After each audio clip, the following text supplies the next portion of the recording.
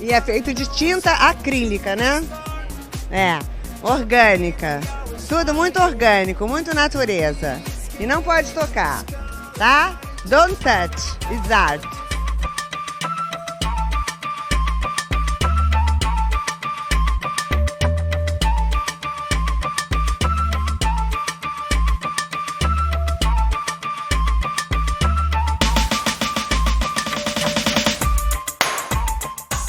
E aí, gente perdida? Tá começando mais um Não Pode Tocar. Eu sou Rodrigo Hipólito e este é o 18º episódio da nossa terceira temporada. Mais uma temporada chegando ao final. Dessa vez, nós vamos até o episódio de número 20 e depois entraremos de férias. Durante as férias, é bem provável que a gente ainda lance alguns minisódios para também não perder demais o ritmo. É também um tempo para que quem começou a ouvir o Não Pode Tocar nesse ano possa ouvir os episódios anteriores.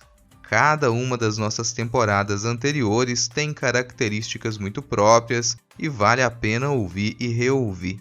Se você começou a ouvir o Não Pode Tocar faz pouco tempo, saiba que no nosso feed você encontra, além dos episódios de temporada, também os episódios do Não Pode Chorar, no qual nós contamos algumas desventuras da vida e pensamos em maneiras criativas de lidar com elas, e o Pataquadas, no qual Alana de Oliveira repercute as principais notícias do mundo da arte, com colunas de Denis Almeida e Camila Salotto. Por falar na Camila, ela e a Fabiana participaram de uma conversa muito boa com a Kelly Abreu no Instagram do projeto Uai Queca, para falar exatamente desse projeto lindo que trata das culturas brasileiras para crianças brasileiras que vivem fora do Brasil. Essa conversa veio também com o lançamento de um livro que faz parte desse projeto e teve participação da Camila e da Fabiana. O livro se chama O Saci, uma história do folclore brasileiro. Tudo isso estará linkado na postagem deste episódio em notamanuscrita.com. Se você ficar com preguiça de digitar notamanuscrita.com no seu navegador, basta clicar na imagem de capa deste episódio que você já será direcionado para a postagem original. Lá você encontra também os links para os nossos perfis pessoais no Twitter e no Instagram e também os nossos perfis oficiais, que são comandados pelo Tiwi, o nosso cão podcaster. Siga @não pode tocar nas redes e isso já nos ajuda e muito.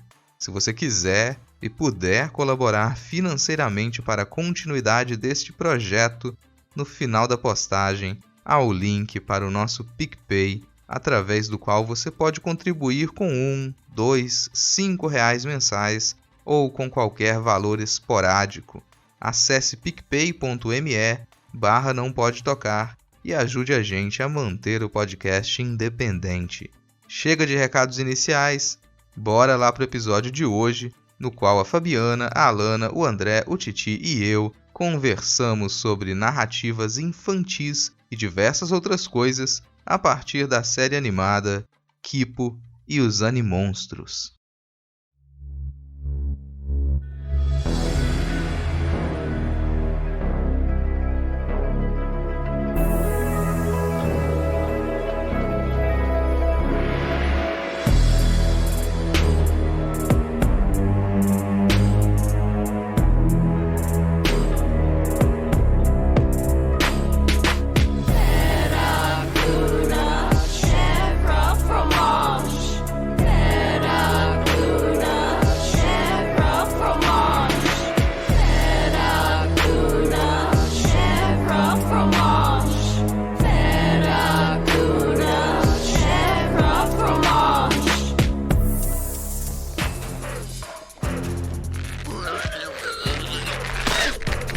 Good job, Mondu.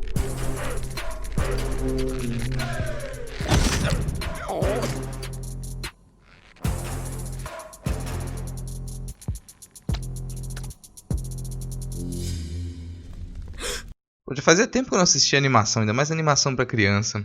Demorou, assim, pra eu pegar, porque no começo, pô, tava interessante, divertido, só que tava tudo parecendo tão bobinho e demorou um tempo pra eu pegar o que exatamente tinha ali naquela animação pra ser discutido, pra tornar aquilo interessante. Por isso que você veio e ainda perguntou, né? Mas, Fabiana, qual vai ser a pauta? Como assim? Quando você estava assistindo, né? Agora faz sentido. Porque como você não tem esse hábito, né? De ver animações, desenhos infantis e algo assim, pensei, nossa, acho que o Rodrigo nem vai embarcar nessa. Mas teve alguns pontos, assim, daqui, porque eu fiquei, não, a gente tem que gravar esse episódio, porque ele tá só melhorando, sabe? Conseguindo construir a narrativa de um jeito que muitas vezes na animação infantil fica forçado, que tem sempre um risco, né, do estereótipo e tudo mais, que ainda é muito prevalecente, e que na Kipa vai se modificando, e eu achei isso muito interessante. Para quem não assistiu, né, o seriado,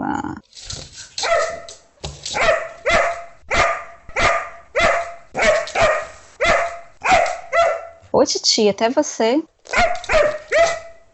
Acabou que eu assisti um tipo de coisa que normalmente talvez eu não assistiria, porque cada episódio tem música. E eu sou contra episódios com música. Sou contra animação com música. Todo o episódio tinha um clipe, tinha uma coreografia, cara. Nada, que exagero, cara. Não, todo episódio tem um clipe e uma coreografia, não é todo não o tem episódio. clipe que coreografia. É que cada personagem tem a sua... Cada personagem, mas cada núcleo ali tem a sua trilha sonora, cara. Achei muito bom. Não, velho. eles param pra cantar, pra fazer um musical em todo episódio, cara. Tem um Vou momento convencer musical Rodrigo. em todo episódio. Vou convencer Rodrigo de que isso é interessante. Olha só. Pensa que quando a gente constrói um personagem, a gente coloca uma vestimenta, uma indumentária, o comportamento, tudo que tá ali ao redor daquele personagem. Assim, como a gente tem ele num livro, você tem aquilo que é do visual, mas que aparece também nas palavras, o modo como se constrói a narrativa. Quando a gente fala de Kipo, quando a gente fala de animação, ainda mais a Kipo que usa muito da trilha sonora, que ela constrói uma trilha sonora realmente, né, não usa só músicas, isso faz parte do personagem. Isso dá uma vivência pro personagem, que depende muito de como que a música entra na narrativa, né? Essa música, ela faz parte dessa vestimenta, desse modo de se apresentar o personagem, e que influi muito como que a gente recebe o personagem, né? Se a gente pensar em relação às abelhas, né? Aquele dubstep, tipo, a vestimenta dela tem a ver, né? Os óculos, o modo como ela se articula na narrativa, e aí vem a música com dubstep, e vem a linguagem própria das abelhas, que elas têm uma linguagem. Isso constrói o personagem. Eu entendo que, às vezes, ter muita música é incomodativo, mas isso faz parte da própria linguagem da animação. É uma animação que ela realmente é infantil. E não tem como negar, crianças adoram música, adolescentes adoram música, e é um tipo de linguagem. Mas eu não tô colocando isso como uma crítica de que é algo negativo, não. Eu só disse que eu não gosto de musicais. Eu não gosto de musicais, assim. O personagem pode ter uma trilha sonora, ele pode ter uma música. Eu não gosto quando o personagem canta. Sabe, se o personagem não cantar, pra mim já tá 100%, mas ali eu ainda consegui assistir e achei divertido, assim, eu passei por cima da parte de ter musicais em cada episódio, né, eu podia cortar os musicais e eu ia gostar ainda mais, mas eu ainda consegui acompanhar e gostar no final. Mas vou passar uma sinopse aqui de Kipo rapidamente, né? Depois da sinopse a gente vai começar a comentar mais com spoilers, então quem não assistiu já vai...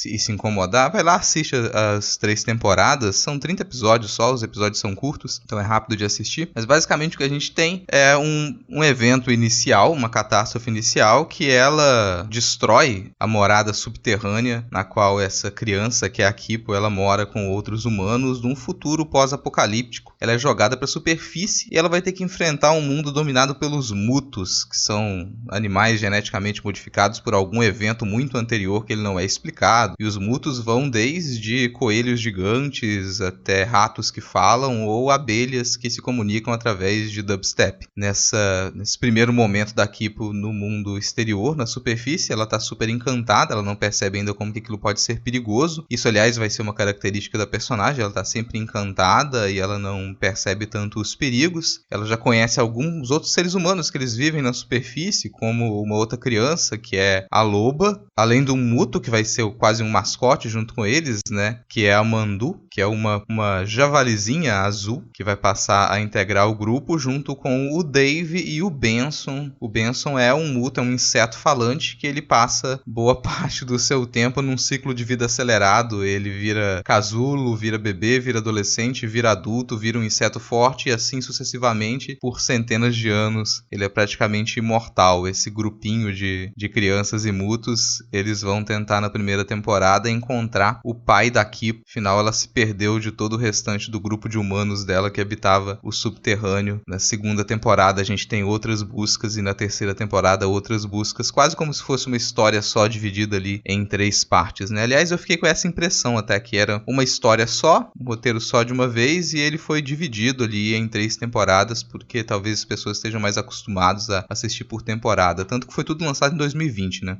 Mas a Kipo também, ela vem, na verdade, de uma webcomic, né, que é de 2015. Então, eu não sei como que essa webcomic, ela tava estruturada, que ela já vem, né, de forma seguida. Então, como que eles realmente conseguiram dividir isso em 3 temporadas, não sei, em relação à estrutura. Uma junção ali muito, muito coerente, sabe, da narrativa e... É interessante pensar essa narrativa da Kipo, acho que ela traz diferentes contribuições quando a gente pensa campo artístico, quando a gente pensa cultura, discursos que se voltam também para o social. A narrativa, por mais que ela se volte para um público infantil, ela meio que desmistifica muita coisa da própria linguagem infantil, sabe? Porque muitas vezes a gente tende a acreditar ou colocar que a linguagem ela tem que se adaptar à criança ou ao adolescente e tem que corresponder àquela linguagem, não trazer outros elementos que são importantes ou interessantes que vão cativar aquele público. E a Kipo faz isso muito bem e tira, né, uma série de estereótipos, digamos assim, né? Ela questiona e ao mesmo tempo ela fala, não, tudo bem, isso não é um problema. Tradição também não é um problema. Já que a gente vai falar de spoilers, não tem jeito, né? Na terceira temporada a gente tem um baile, que é a coisa mais estereotipada quando a gente pensa em baile, em vestidos longos, e vem todas essas questões no meio, né? E eu saltei lá pra frente, né? Eu queria falar, na verdade, da Mandu. Todo esse episódio é destinado, na verdade, a Mandu, porque a Nori falou, eu finalmente encontrei uma personagem que tem nome de comida, entendeu? Porque Nori é a alga, né? De comidinha, e ela sentiu muito feliz por isso. Ela falou, Fabiana, agora você tem que fazer um episódio, mesmo que eu não seja podcaster, mas fala da Mandu, por favor. Que é essa coisa fofa, que é esse porco mutante e que depois fica gigantesco, né? Eu adorei a Mandu. Não, o fato a Mandu ficar gigantesca realmente é o episódio final. Ela só aparece grande no episódio final, apesar da gente já ter visto outros porcos mutantes durante a segunda temporada. Eu nem imaginava que ela ia ficar grande depois. Nem imaginava essa possibilidade que ela ficaria grande sequer. Não, quando eles encontram os javalis lá, mutantes enormes, e a Mandu começa a testar as próprias presinhas, né? Ela faz será que as minhas presas estão crescendo? Eu imaginei que ela pudesse aparecer grande em algum momento, mas achei que eles iam mostrar isso não só no episódio final, né? Mas até que foi uma boa escolha, assim. É interessante ter dois mutantes no grupo principal ali. Acho que isso resume um pouco da narrativa de modo geral, né? Porque a gente tem um grupo muito variado. Esse núcleo principal ali, ele pra mim já dita um pouco disso que vai ter no seriado inteiro, que é uma apresentação de personagens muito variados. A gente tem a criança principal, que ela vai parecer no início uma criança padrão, assim, sabe? Vai parecer aquela criança padrão. Que ela é alegre, ela parece saudável, ela tem o objetivo de encontrar o pai depois de ter se perdido dele, ela tem as suas questões de criança, mas aí já parece uma criança que é uma criança violenta e nada sociável, que é a loba. A apresentação da loba é isso, assim, sabe? Ela é violenta, ela sabe se cuidar sozinha, ela não tem família, ela não se dá bem com ninguém, mas por alguma razão ela acredita que ela tem que proteger a Kipo desde o primeiro momento em que elas se encontram. Algo similar também acontece com os outros 2 personagens que aparecem logo na sequência, né? Que é o Dave e e o Benson. Eu acho até que eu falei errado, né? O inseto não é o Ben, né? É o Dave, né? Eu inverti durante a sinopse. Eu inverti durante a sinopse. Mas o Benson, que é uma outra criança também, aparentemente um pouco mais velha, e que parece sozinho no mundo também. Você se pergunta na primeira temporada, Raio, de onde vieram essas crianças? Porque a Kipo aparentemente veio de um grupo de humanos com adultos que eles vivem no subterrâneo. Mas aí você tem essa outra criança super violenta e agressiva que ela não tem outros adultos perto dela. E você tem esse outro adolescente que ele parece ter se criado ali também na superfície. E você passa vários episódios sem encontrar nenhum outro adulto que possa explicar de onde vieram essas crianças. A gente vai aprender um pouco mais sobre como que se processa a superfície ali aos poucos. Mas é um grupo extremamente disfuncional, né? Uma criança que ela tem como familiar um inseto mutante e uma criança violenta e solitária que é a loba. Então fica um grupo super diverso e que vai se tornar cada vez mais diverso à medida que a gente descobre mais sobre esses personagens. É interessante você, enquanto estava fazendo a descrição dos personagens, quando você fala da Kipo, é uma jovem, né, uma criança de 13 anos comum, mas ela é rosa, né, e a gente não para pensar sobre isso durante a narrativa, porque o modo como esses elementos que caracterizam o personagem são colocados é de uma forma que tem uma criticidade ali no meio, que vai se desenvolver durante a narrativa, mas que, ao mesmo tempo, surge de uma forma sutil, né? Às vezes não tão sutil, mas de uma forma ainda sutil. Você tem uma representatividade... O Benson, assim como o Benson como a loba, são pessoas negras, né? Você tem um discurso ali de uma representatividade que eu, sinceramente, se eu for pensar em todos os desenhos que eu vi até o momento, eu não vi de uma forma tão clara, assim, tão evidente, né, de uma intencionalidade de discurso, de compor esse grupo narrativo que seja tão diverso, né, e quando a gente fala de uma linguagem que ela é voltada para um público infanto-juvenil, trazer criaturas fantásticas, trazer criaturas que são animais e dar personalidade humana é uma forma de você criar conexões também com aquela pessoa que está ali criando uma narrativa junto, né? Está ali absorvendo esse conteúdo. Mas, ao mesmo tempo, o jeito como isso é feito, o modo como isso é feito, faz a gente não questionar apenas a presença dos mutos, mas questionar também a presença dos humanos. Acho que quando a gente fala de, é um pós-apocalipse, mas tudo o que quebra de uma forma drástica o modo de vida atual que a gente tem se torna um apocalipse, né? A gente coloca dessa forma, né? E que no desenvolver da narrativa a gente percebe que muitas coisas vão acontecendo e se questiona, né, de como que essas mudanças foram feitas, mas não, né, exatamente como que aconteceu o apocalipse em si, mas como que dentro da jornada dessas crianças, essas novas vivências, elas vão ser importantes para desse encontro,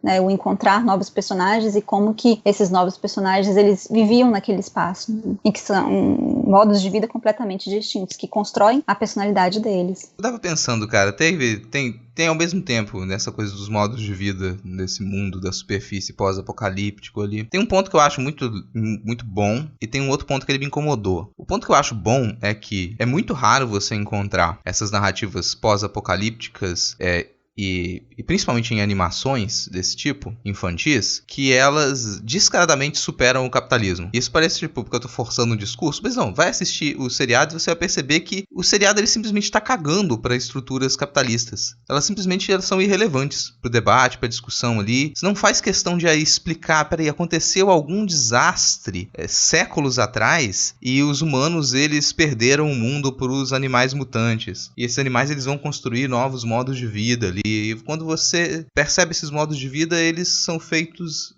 obedecem a outros parâmetros, eles não obedecem a parâmetros de troca mediados. Aparentemente ninguém está muito interessado em lucro financeiro, por exemplo. Quando você vai descobrir os humanos também, os humanos aparentemente não estão muito aí para isso. Eles têm, o que vai mover eles são outros embates éticos, sabe? São embates quase filosóficos, e depois de um tempo você esquece completamente que personagens eles normalmente estão atrás de lucro, que é o que você encontra em muitas narrativas. O problema são personagens atrás de lucro, e ali não tem isso me agradou muito. O que me desagradou é que, pelo menos na primeira temporada, depois isso se dissolve um pouco, mas pelo menos na primeira temporada você tem os mutos inteligentes emulando comportamentos problemáticos que eles são próprios do desenvolvimento social humano. Por exemplo, os sapos mafiosos. What the hell? Por que você tipo, você vai pensar que vai se gerar problema ali. Os problemas comportamentais que se geram na sociedade dos mutos, eles são muito similares àqueles que se gerou na sociedade humana. Como se a única possibilidade que se tem de se desenvolver socialmente seja do modo como a gente se desenvolveu até aqui, sabe? Acho que isso era desnecessário.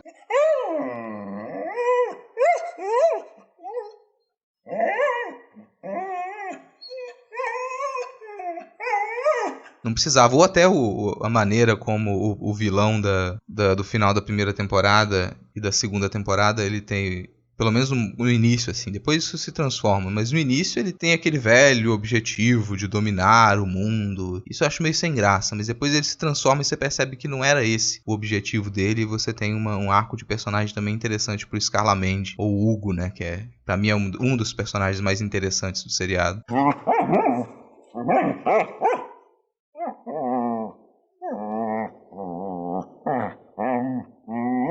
Mas é aquela coisa também, quanto mais na narrativa vai avançando e vai se aprofundando o desenvolvimento psicológico dos personagens, é que vai se criando esses laços em torno da justificativa de existência deles, da justificativa de atuação deles. Se eu comparar com um livro infantil, quando a gente tem esse começo, porque pensando que era uma webcomic, né? No começo, quando você apresenta o personagem, muitas vezes a gente traz alguns traços, como eu disse, né? Que são de identificação, né? De você identificar algum estereótipo e depois você conseguir subverter esse estereótipo. Mas eu entendo o que você está dizendo, eu não tinha parado para pensar sobre isso, né, de que você tem ali um sapo mafioso, para que precisa ser dessa forma necessariamente? Mas isso também vai se diluindo. Acho que na medida que outros pontos mais importantes vão surgindo, e esses vão sendo diluídos. E uma preocupação que eu tinha logo que terminou a primeira e a segunda temporada era que, como o seriado, ele leva o nome da Kipo, por mais que tenha ali, né, um subtítulo pensando nos animonstros, né, e outros elementos, foca muito em cima da Kipo, que é a personagem principal que dá o nome. Mas eu fiquei pensando se eles iam começar a colocar a narrativa voltada toda para a Kipo, sabe? E diminuir a presença e o desenvolvimento dos outros personagens. E isso não acontece, justamente porque a gente tem um aprofundar do psicológico desses outros personagens, da história anterior, de por que eles estão ali, como que eles agem e como que eles podem ou não agir. E que é algo que é muito interessante quando a gente pensa nesses laços de personagens, né? Se você tem esse sapo que ele vai ali se construir dentro dessa narrativa, mas aos poucos ele se transforma dentro da própria narrativa, ele não tem um destino exato, que é algo que sempre me incomoda em alguns tipos de desenho. Você já identificar esse daqui, ele provavelmente vai ser esse fio narrativo que no final vai precisar fazer tal ação. E aqui nessa animação a gente não tem muito isso, porque você, na medida que os personagens eles vão se encontrando, eles também vão se modificando. E algo que você tinha falado antes, Rodrigo, da Kipo, que ela fica encantada, ela não conhece os perigos. Isso também é um dos recursos que a gente usa para criar empatia com crianças, né, com adolescentes, porque principalmente as crianças menores, você tem o encontrar de um mundo que você não conhece e vai revelando esse mundo maravilhoso. Acho que quando um sapo, como que é o nome dele mesmo? Já até esqueci, é tanto personagem. É o Jamak, eu acho. O Jamak. Isso, o Jamak. Quando o Jamak aparece, quando a gente pensa do imaginário, o sapo, você vai lembrar sapo, princesa, terno, elegância e qualquer coisa assim. E o Jamak, ele vai desconstruindo isso completamente, né? Ele é banido do grupo, depois ele vai ali encontrando, né, outras formas de encontrar outros grupos também, não só da Kipo, mas a gente percebe que aos poucos ele vai se aproximando daqueles que fazem o teatro, daquele que tem o bar, e ele vai brincando nessa narrativa, sabe? Mesmo esses personagens que são mais ali de apoio da narrativa e não do núcleo central, eles também têm um desenvolvimento que muitas vezes não aparece de forma completa pra gente, mas aí quando eles aparecem de novo, você vê que ele já tá diferente. Guarda uma coerência, né, que nem sempre a gente consegue encontrar em outras produções. E isso me lembrou muito, por mais que seja extremamente distanciado daquilo que a gente está aqui falando, mas me lembrou um pouco da Sara e o Pato, que é aquela animação, né, que é mais infantil, né, no caso, mas que ela guarda também essa coerência dos personagens. Tudo que vai acontecendo vai se somando. Se um personagem em determinado momento, ele, sei lá, perdeu uma asa, ele continua sem asa. Se esse personagem ele ficou molhado e a sina dele está sempre molhada, ele vai continuar molhado em todos os outros episódios. Então você tem uma coerência narrativa ali que o acompanha. E que mesmo dentro da ideia de coerência, tem momentos que você ainda vai subverter, né? Se a gente pensa na roupa da Kipo, né? Tem vários momentos que se questiona a questão de roupa, de como que você se veste, o que você gosta de usar realmente, quando você tem a opção de usar outras roupas. A Kipo é uma personagem que ela sai de uma toca, né? Que ela vive numa comunidade pequena, restrita, em que ela conhece todo mundo. E aí ela vai para um mundo que ela não só não conhece, mas que os mútuos entre si também não se reconhecem todos, né? Aos poucos isso vai criando, né, esses encontros. Isso é muito interessante. Pra mim, esses encontros são a questão da Kipo, assim. Essa é a outra parte que eu gosto. O fato de ser uma personagem que ela resolve as coisas na diplomacia. Ela encontra um mundo cheio de conflitos e todos os mútuos eles estão em conflito e todos os humanos eles estão em conflito. E na maior parte do tempo, a Kipo, ela tá ali pra tentar amenizar conflitos. Ela não tá ali pra criar conflitos. Ela tá ali pra tentar ser diplomática e falar, opa, peraí, a gente pode tentar resolver isso aqui no diálogo, o que normalmente choca todos os outros personagens, porque eles falam, fulano é meu inimigo, fulano é o mal pra mim, mas espera aí, você já experimentou conversar? E ninguém considera essa possibilidade de imediato, e normalmente quando ela vai tentar conversar, dá errado várias vezes até que dá certo, o que também me agrada, porque não é a personagem que chega lá e ela resolve as coisas magicamente, não, vai chegar, vai dar errado de novo, vai dar errado de novo, até que dá certo. E mesmo quando dá certo, continua dando errado em outros aspectos. Quando assim, eles né? se encontram com outros, continua dando errado conforme vai somando a quantidade de mútuos e personagens que se encontram, né? Acaba que vai virando uma soma de conflitos quando você junta todo mundo no mesmo lugar, tanto que esse é um dos objetivos da terceira temporada, né? Que é conseguir formar uma aliança não só entre mútuos, mas também entre mútuos e humanos.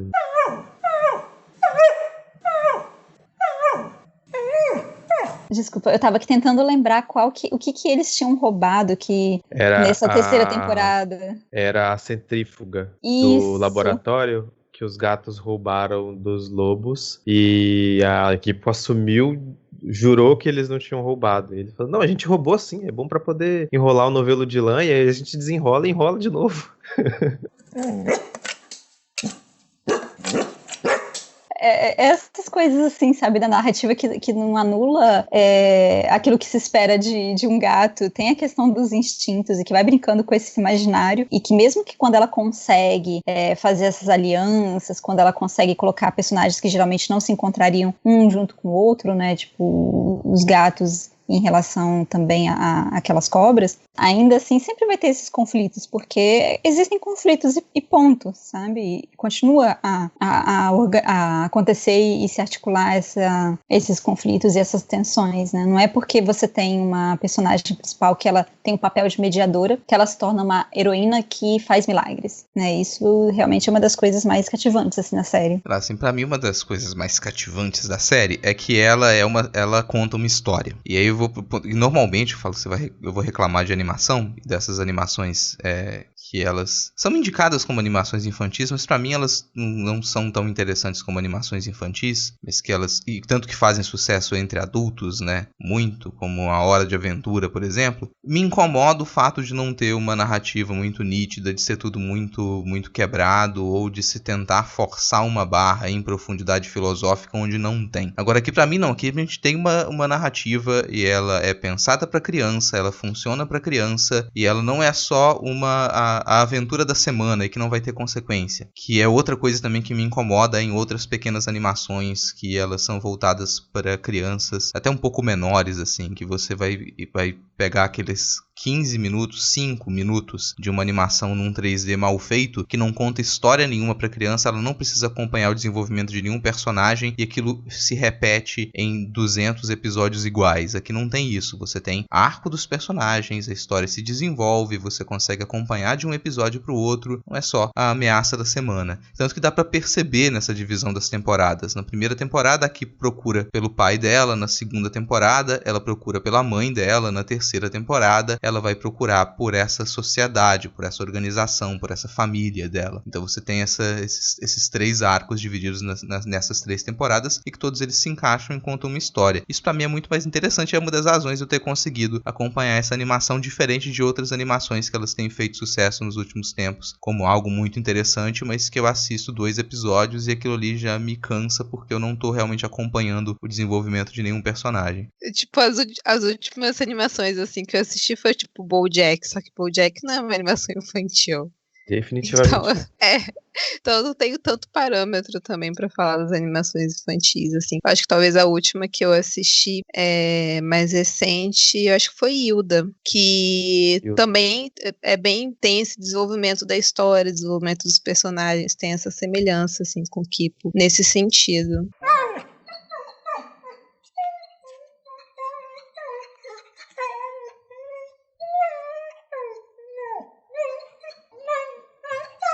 Eu fico pensando, quando você dá margem para esse desenvolvimento do personagem, por exemplo, algumas coisas que elas podem ser apresentadas, elas não são discussões, elas podem ser apresentadas, elas funcionam para mim de uma maneira muito mais confortável e interessante.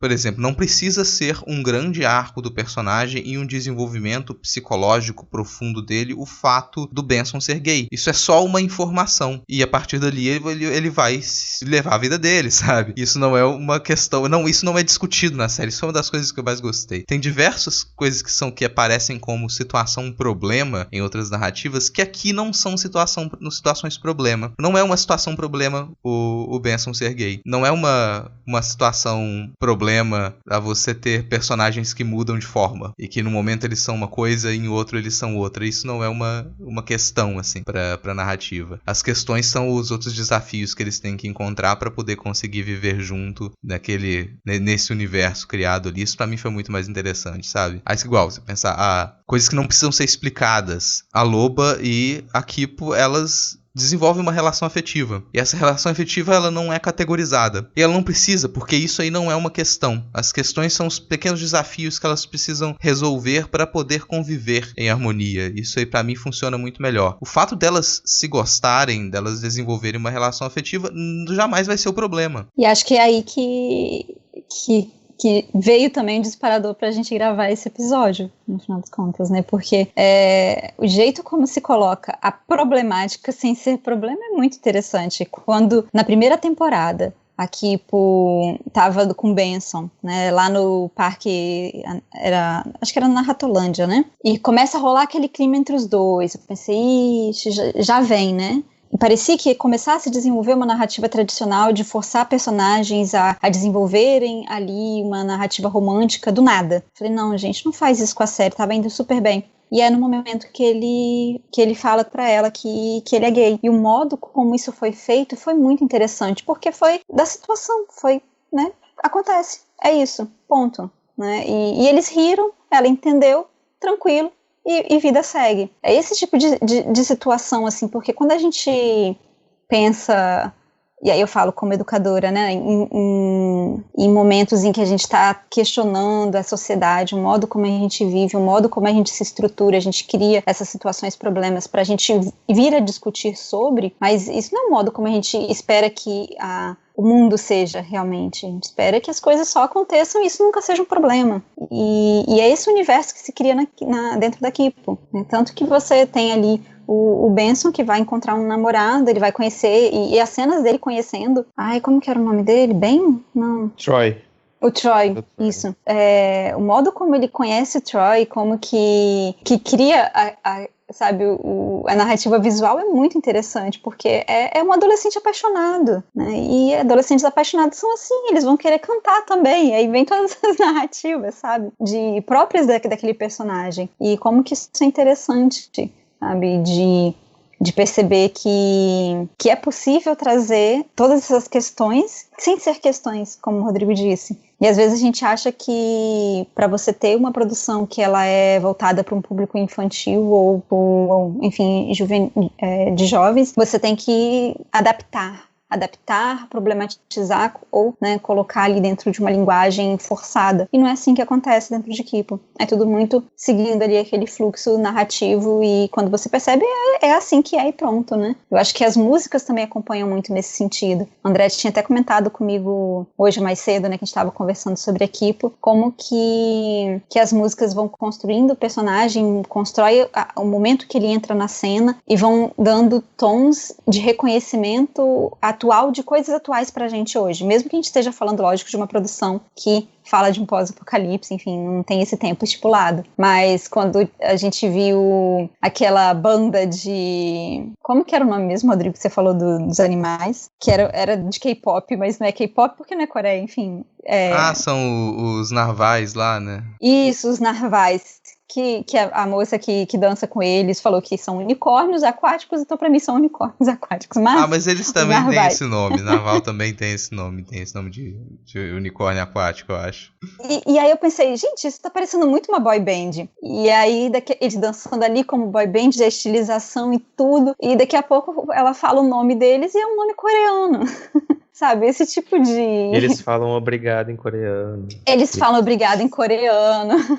Né? E como que isso conecta, sabe? De você criar situações que conectam o sujeito que vivencia o mundo hoje dentro de uma narrativa que não é exatamente do nosso tempo, mas que ela traz todos esses elementos de uma forma muito orgânica, né?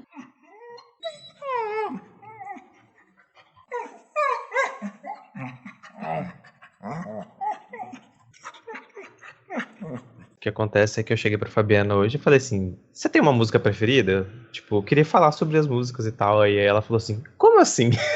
Mas como assim? Aí eu falei com ela, cara, cada personagem ali tem o seu, entre aspas, o seu tema, né? Alguma coisa que caracteriza bem. E como o Rodrigo falou, o Scarlamagne, que vem a ser o vilão da primeira e segunda temporada, ele... Na terceira temporada o tema dele não aparece tanto, porque eu acho que o tema dele vem na primeira e na segunda vem de meio que dar uma tensão, de dar uma chamativa, e o tema dele é tão característico que você sabe antes dele aparecer na tela que ele vai aparecer. O rosto dele vai estar na tela, ele vai falar alguma coisa, entende? Então, tipo, eu comentei com a Fabiana, das trilhas preferidas é uma da Kipo e a trilha do Scarlamagne, que é realmente muito boa. Então, assim, mas ela não tinha lembrado de alguns pontos, que foi, por exemplo, das abelhas, né? Que as abelhas se comunicam, sempre que elas aparecem, tem um dubstep, elas se comunicam por dubstep. A música tá passando, elas se comunicam no ritmo da música, as coisas acontecem em ritmo da música, entendeu? Então eu acho que esse foi uma das coisas que me chamou muita atenção nesse desenho, foi uma das coisas que eu gostei bastante, desses detalhes, sabe? É interessante que esses detalhes que constroem essa narrativa, que parecem ser sutis, eles também encadeiam ali situações, né? Eu lembrei, pensando disso, da banda lá. Já até esqueci. Dos unicórnios, eu nunca lembro, eu nunca vou lembrar. Já desisti de narvais. Dos unicórnios.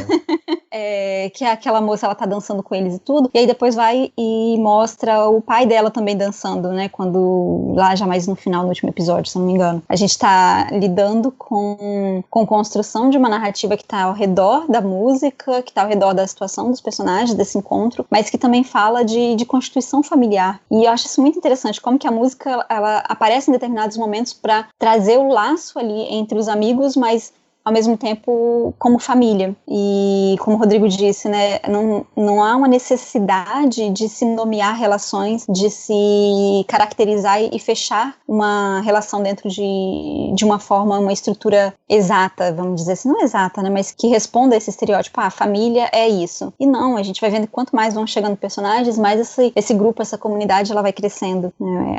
As empatias, os encontros fazem com que você crie outras relações. E isso é bem interessante, assim, como que não só a música, mas os gestos, o desenvolver ali do contato entre os personagens fazem com que a convivência entre eles, os laços sejam mais estreitados, sem a necessidade de dizer eu sou o pai, eu sou o filho, e a gente percebe isso às vezes até mesmo na expressão facial, no modo do olhar entre os personagens, igual quando o pai da Kipo olha pra Loba, né? Como que era? Acho que é Song, não, Song é a mãe da Kipo. Song é a mãe. O Liu. Quando o Liu olha pra Loba, né, pra Wolf. É muito interessante, porque ele tá ali com aquele cuidado, e ao mesmo tempo não tem necessidade de dizer agora você é minha filha também, ou agora você Benson é meu filho. ele vai chegar pro Dave e falar, você que é um mutante, inseto mutante maluco, agora você também é meu filho. Não tem essa necessidade, sabe? É uma construção que ela vai do cotidiano ali deles, né? Não, pra mim se tem uma discussão ali, essa grande discussão é a estrutura da família, assim. Você pensar que as 2 primeiras temporadas e o modo como se encerra o seriado também, é mostrando esse conjunto familiar que a gente entenderia como atípico, mas ali ele não tem nada de atípico. Essa é uma das razões pelas quais o personagem do Scarlamente, do Hugo, é talvez o meu preferido.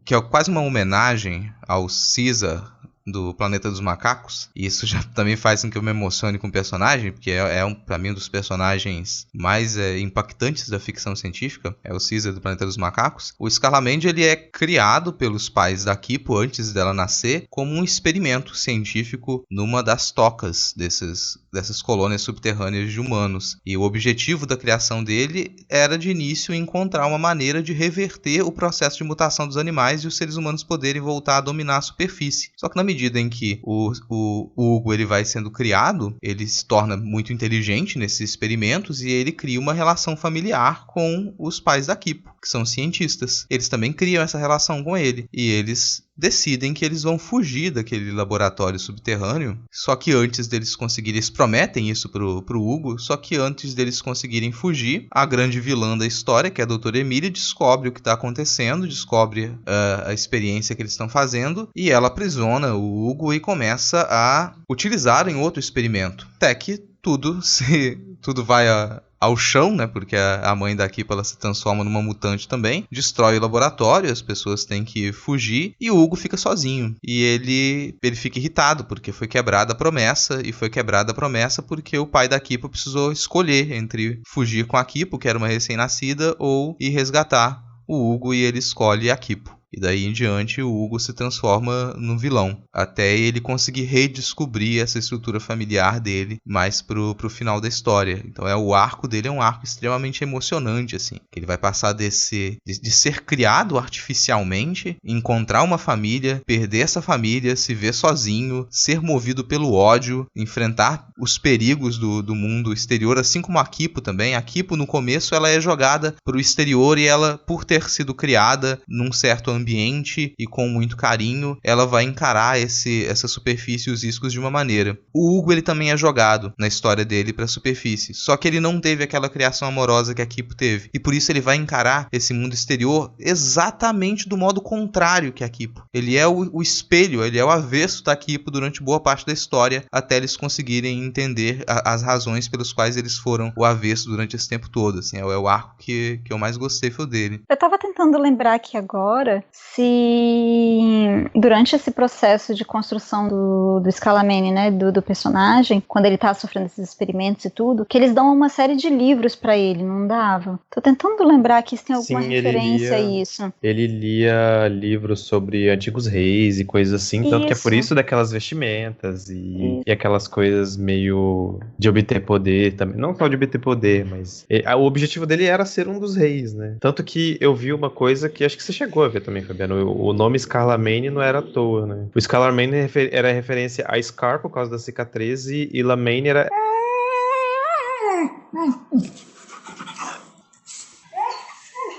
É tão emocionante o arco dele que, se eu não me engano, a Alana chegou a chorar algumas vezes com o Scarlamane. Eu não lembro, mas provavelmente foi, porque foi realmente bem emocionante. Não foi realmente no arco dele. É isso, né, que você falou, ele realmente é o contraponto ali da Kipo, em boa parte da história, e talvez também seja um desses personagens que eu mais gostei. Acho que o mais gostei foi realmente a Mandu. Aí depois a Mandu, acho que vem Scarlamane. Quem não gostou da Mandu? Mandu, né? A Mandu, não tem como. O que eu ia falar do Scarlamane era a junção dos nomes Scar, da cicatriz, e Charlemagne, que é referente ao rei Carlos Magno. Que é o grande unificador, né, da Europa, sonho de unificação. Eu acho muito curioso essa coisa do Scarlamane dele. Ele não quer ficar sozinho jamais, assim. Você percebeu o intuito dele desde o início? Ele faz isso das maneiras mais erradas possíveis, mas é não ficar sozinho. Ele não quer ficar sozinho em momento nenhum. E a maneira como ele encontra de não ficar sozinho quando ele é jogado para esse mundo exterior é dominar as pessoas. Ele produz um feromônio que ele permite que ele controle as pessoas. pessoas, e é assim que ele tenta não ficar sozinho. E isso pra mim fica muito nítido, porque o tempo todo em que ele controla as pessoas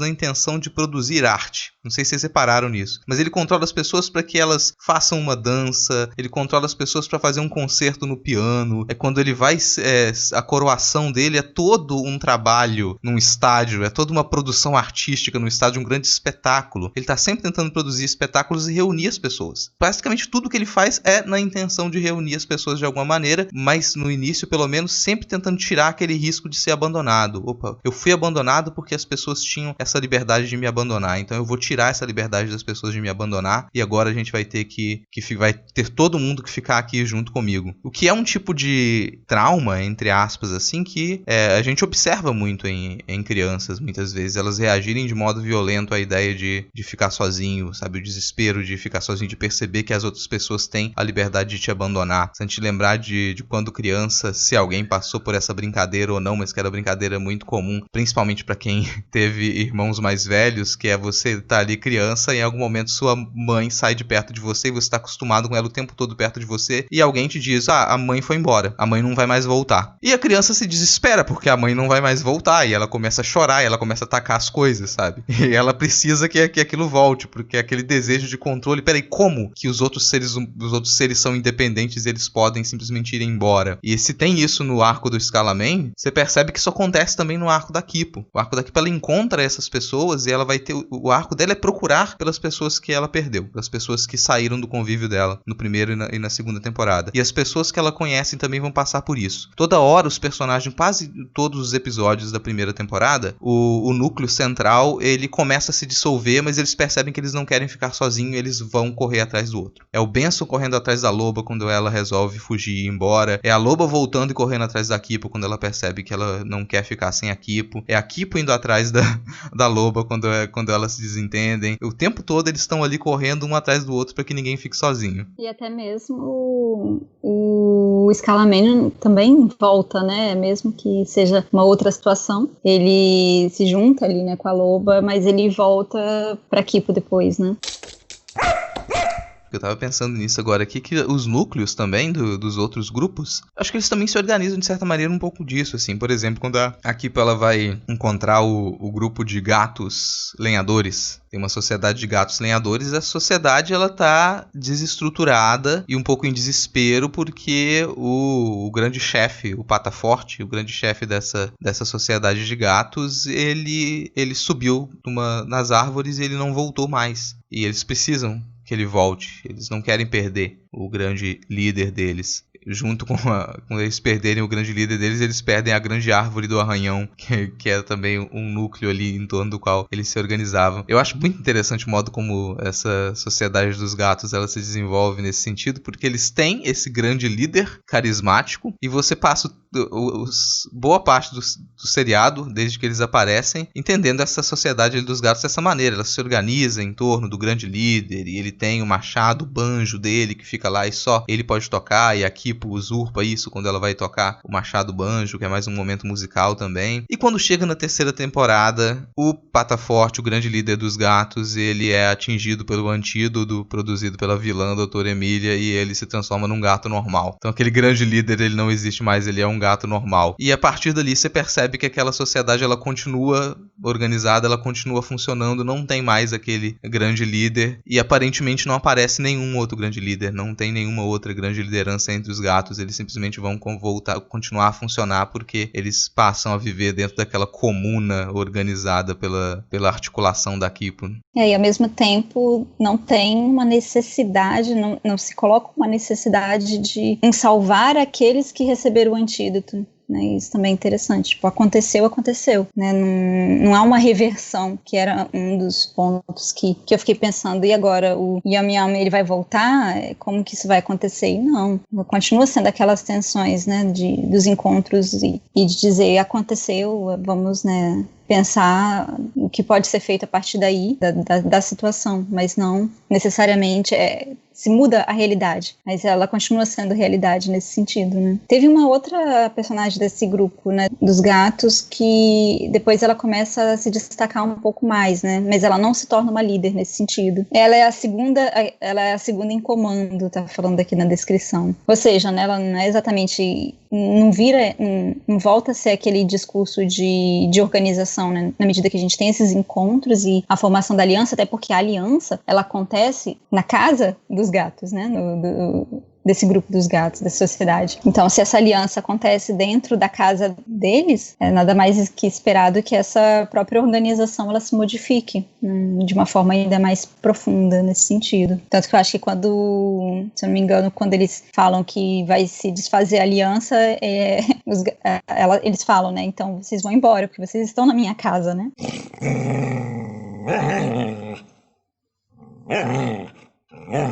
Tem mais algum ponto, Rodrigo, que você queria talvez destacar? Cara, acho que o ponto principal, assim, que eu ainda ressaltaria e que é super positivo é o fato dessa animação ela conseguir apresentar tudo isso sem adultização, eu comentei dessas outras animações que elas fazem muito sucesso, acho que essa era a palavra, assim, que eu queria encontrar. Você tem animações que elas tratam com diversidade, que elas apresentam uma boa representatividade, mas eu acho que elas escorregam muitas vezes em adultização que Kipo não escorrega. Tipo, Kipo tem morte em Kipo e os Animonstros, sabe? Como você falou, os personagens eles perdem, eles não voltam. Tem sofrimento, tem perda, tem situações de conflito, tem situações que não se resolvem, mas você não adultiza pra mostrar isso. Eu não acho que é necessário pra você fazer uma animação com esse tipo de questão pesada, adultizar. Dá pra apresentar isso pra criança no modo adequado pra se apresentar isso pra criança, de modo direto. E essa é uma coisa que a gente aprende em educação, a ser direto com criança,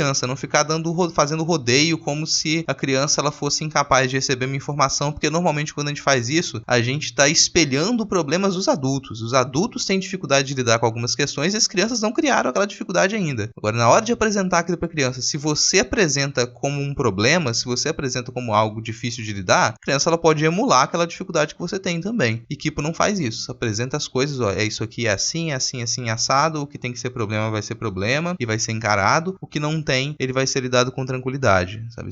Isso pra mim é uma tônica da animação como um todo, assim. Tanto que você tem personagens ali que eles seriam dificílimos de apresentar se você fosse apresentar aquilo para adulto, que ia virar um rodeio enorme, sabe? Para você mostrar aquele problema. E que não se resolve. Dá o exemplo do fungo. Tem a antiga toca da Kipo, da família da Kipo, que ela foi destruída, ela é dominada por um fungo. E que ele não tem a menor condição de conviver com o resto da sociedade, sabe? Ele não tem condição de conviver com o resto da sociedade, eles tentam diversas vezes conviver com ele, mas ele é um problema que eles não conseguem resolver. E ele não se resolve. E no final, esse fungo, ele absorve a grande vilã, que eles também não conseguem lidar com a grande vilã da história. Você entende os problemas dela, você entende que ela teve uma criação extremamente problemática, mas você não encontra uma solução para lidar com ela. E esses dois personagens que eles são insolúveis, eles terminam juntos, assim. Eu não sei se quando pensavam o roteiro, se isso foi realmente uma coisa consciente, mas a grande maioria dos outros personagens que eles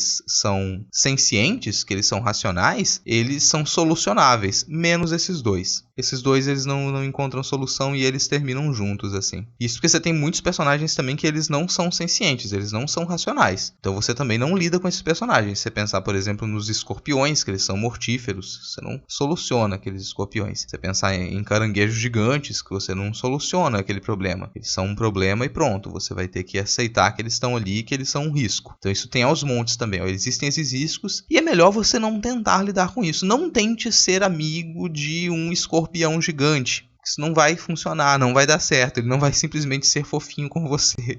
Eu gosto dessa ideia. Ele fala, tem coisas aqui com as quais não dá pra lidar. Então dá pra instruir até crianças sobre os riscos, sobre certos riscos. Você consegue reconhecer situações em que você pode resolvê-las e situações que você não pode resolver e das quais você precisa se afastar. E depois, quando a gente vai finalizando na narrativa, dá a entender que, como a gente tá vendo muito esses personagens que eles são cientes e que, né, eles se relacionam, conversam, raciocinam, enfim, dá a impressão de que na terceira temporada, esses outros que não têm, que são esse problema que você disse, a gente meio que vai esquecendo deles até aparecer o caranguejo gigante, mas aí aparece no final, acho que era uma morsa, né? Que ataca o navio, que é de onde a doutora Emília vai, né, conseguir ali o material genético para ela também virar um muto. Mas essa morsa, ela reforçou isso, nessa ideia de que você tem um mundo que ele tem esses seres e pronto, né? Você tem que lidar com essas situações. E eu achei muito interessante como que eles conseguiram lidar, não só, como você disse, nesse final da doutora Emília, até porque o que vai fazer com ela, né? Quando ela vai perdendo a consciência, quando ela se torna um muto. O modo como isso foi representado foi bem interessante, porque lida com uma tradição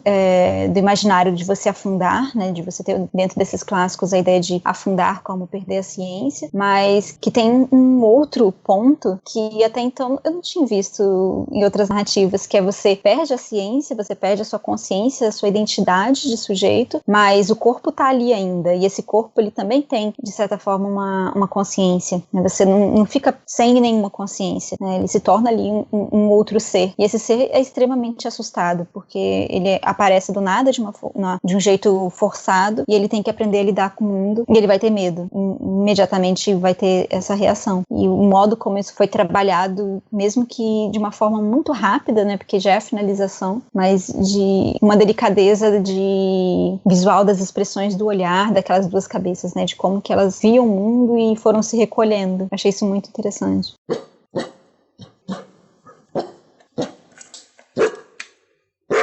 Por exemplo, no final, você fez a paz, conseguiu a paz nessa sociedade, nova sociedade entre mutos e humanos, e eles voltam a emular alguns comportamentos, ou tentar dar função para o coelho gigante, para virar transporte. Não, cara, não precisa dar função, eles voltam a viver na cidade, a cidade era um problema, você não precisa voltar a viver na cidade, sabe? Você tinha outros espaços de vivência, eles voltam a viver na cidade, vai dar função para o coelho gigante. O finalzinho, especificamente, ele é muito bonito, né, da família completa daqui por lá com a Mandu gigante. Agora, essa parte de tentar reorganizar a sociedade do modo como era antes, aí eu acho que é um escorregãozinho. O Jamak sai de gangster a motorista de ônibus. Gigante. Parece ser meio uma forçação, né? Eu não tinha pensado sobre isso desse jeito. Eu só fiquei pensando como que o final foi final, sabe?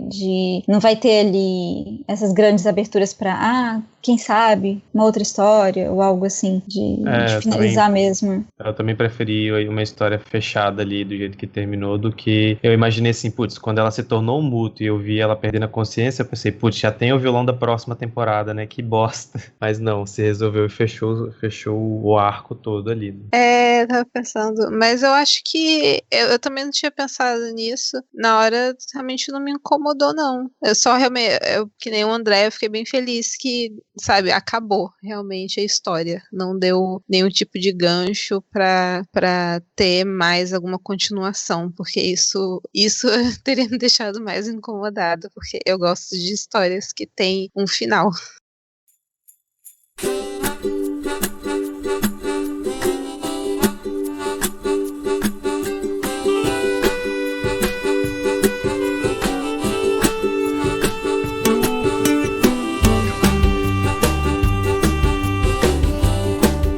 Tá aí, encerrando mais um Não Pode Tocar. Gostou, não gostou? Fala com a gente. Você pode mandar e-mail para nãopodetocar@gmail.com ou falar com o Titi em @nãopodetocar no Twitter e no Instagram. Aproveite, compartilhe esse episódio, indique para alguém. Essa é uma maneira de você ajudar a gente a chegar a novos ouvintes, apoiar a produção independente, assim como a possibilidade de fazer uma doação em picpay.me/nãopodetocar. Você encontra o link para o nosso PicPay no final dessa postagem em notamanuscrita.com. Acesse notamanuscrita.com e confira os demais conteúdos que a gente posta toda semana: contos, crônicas, resenhas, textos de processo, vídeos e outros trabalhos. A gente está chegando no final da nossa temporada. Esse é o episódio número 18. A gente provavelmente vai fechar essa temporada no episódio de número 20. Então a gente tem aí mais um mês e meio até o final dessa temporada, em dezembro. Enfim, já tô falando demais. Vamos encerrar por aqui. Se nada der muito errado, semana que vem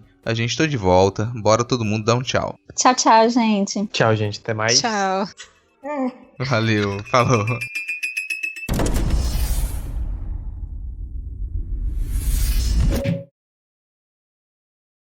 We have to get them out of Lycan Land, Mondu. But how? Ah! You sneezed into my mouth. Mondu, you're a genius.